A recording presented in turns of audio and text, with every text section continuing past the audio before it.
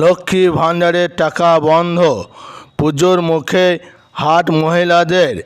আপনারা যদি আমার চ্যানেলে নতুন হয়ে থাকেন সাবস্ক্রাইব করে পাশে থাকবেন। পুজো ঠিক আগে লক্ষ্মী ভাণ্ডার এবং রান্না গ্যাসে ভর্তুকি বন্ধ হয়ে যাওয়ার চরম বিপাকে পড়েছেন রাজ্যের বহু মহিলা। জানা যাচ্ছে এই সমস্যার সূত্রপাত একটি স্বনির্ভর গোষ্ঠী মহিলাদের মধ্যে, যেখানে তাদের অ্যাকাউন্টে হঠাৎ করে টাকা আসা বন্ধ হয়ে গেছে।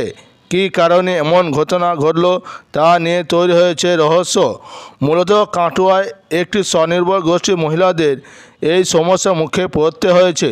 লক্ষ্মী ভাণ্ডারের মাসিক অনুদান এবং কেন্দ্রীয় সরকারের উজ্জ্বলা যোজনার গ্যাস ভর্তুকি সব মিলে প্রায় ১,৫০০ টাকা করে তাদের অ্যাকাউন্টে ঢোকা বন্ধ হয়ে গেছে। জানা গেছে এই মহিলারা একটি স্থানীয় একটি রাষ্ট্রায়ত্ত ব্যাংক থেকে ১.৫ থেকে ২ লক্ষ টাকা ঋণ নিয়েছিল।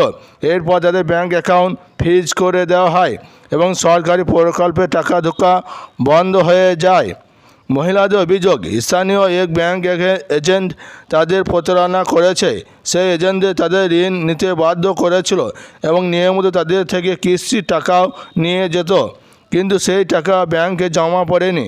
বর্তমানে সেই এজেন্টদের কোনো খোঁজ নেই এবং তা দেওয়া রসিদগুলো নাকি ভুয়ো।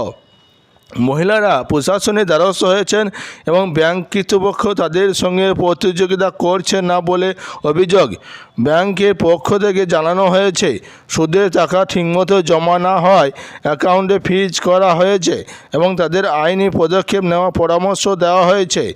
এ ঘটনায় এক গভীর ষড়যন্ত্রের ইঙ্গিত পাওয়া যাচ্ছে, যেখানে সাধারণ মহিলারা প্রতারণার শিকার হয়েছে। প্রশাসনের হস্তক্ষেপ কি এই সমস্যার সমাধান হবে, নাকি আরও বড় চক্রান্ত পেছনে কাজ করছে, তা সময় বলে দেবে।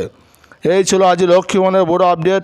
ভালো লাগলে লাইক, কমেন্ট, শেয়ার এবং সাবস্ক্রাইব করে পাশে রেখে দেবেন।